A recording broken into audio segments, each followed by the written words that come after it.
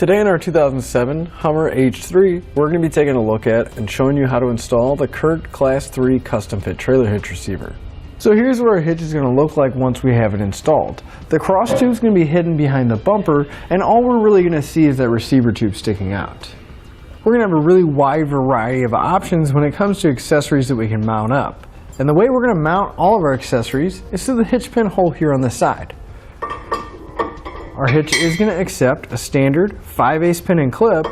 Now these are not included in the kit, but you can pick them up here at etrailer.com along with some locking devices to make sure your accessories are secure.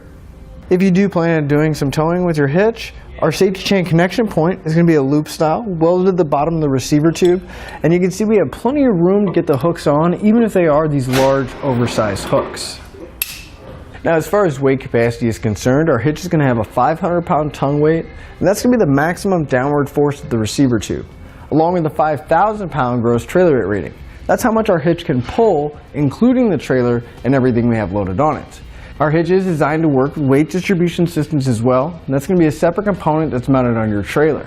It's going to bump the tongue weight up to 550 pounds and the gross trailer weight rating up to 5,500 pounds.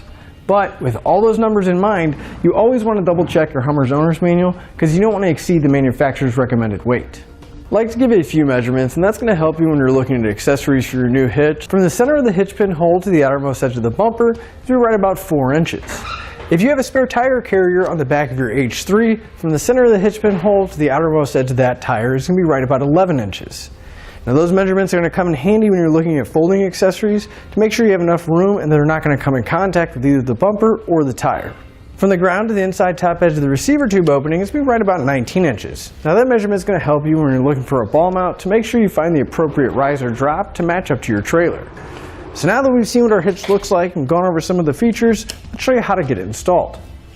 To begin our installation, we're going to come to the back of our H3 and we're going to come to the side right by our tire.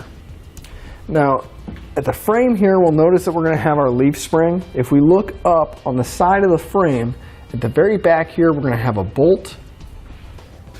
And then if we move just past this body mount, we're going to have another bolt in the side of the frame as well. Those two bolts are going to be in the same location on the other side, and those are going to be our two mounting points. Now you can see I already went ahead and sprayed these down with some penetrating oil because we don't want the bolts to break, but we'll grab a 21mm socket and we're going to pull those bolts out.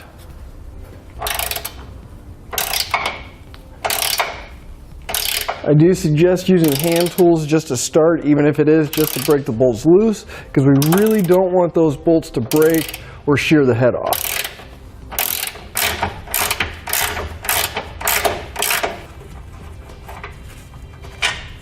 When we have this one removed, we'll remove the other one and the two on the other side.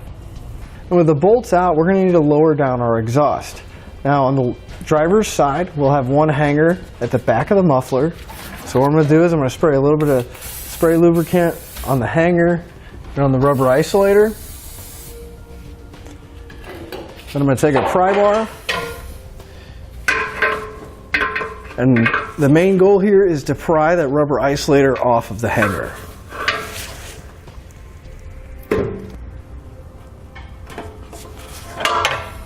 Now we can move over towards the passenger side, and we'll have another hanger that's going to be on the other side of the muffler. We're going to spray that down and slide the hanger off as well.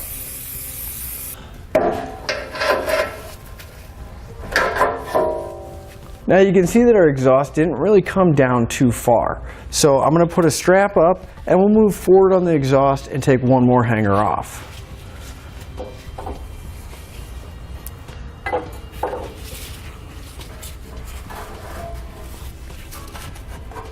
And our last hanger is going to be right at the rear axle here. So we'll slide that one off, and then we can lower our strap so the exhaust can hang down a little bit. Now on each side, the two holes where we remove the bolts are going to be our mounting location for our hitch. And I'd like to go over the hardware since it's going to be easier to see now.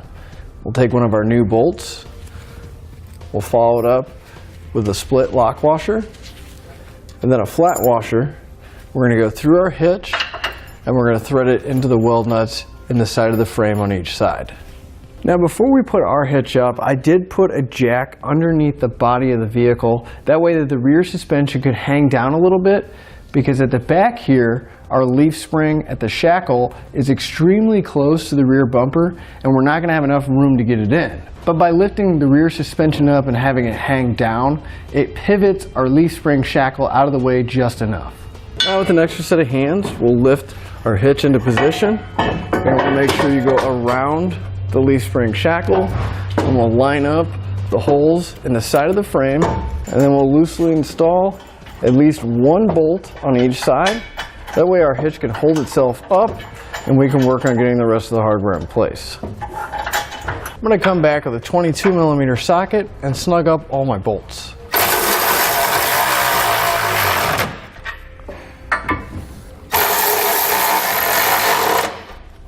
I'm going to come back with a torque wrench. I'm going to torque all my hardware down to the specified amount in the instructions. You want to make sure you go back and repeat that for all your remaining hardware. Now we can lift our exhaust back up, and we'll slide the rubber isolator back onto the hanger. It'll probably help if you use a little bit of spray lubricant to make it a little bit easier getting those hangers back on.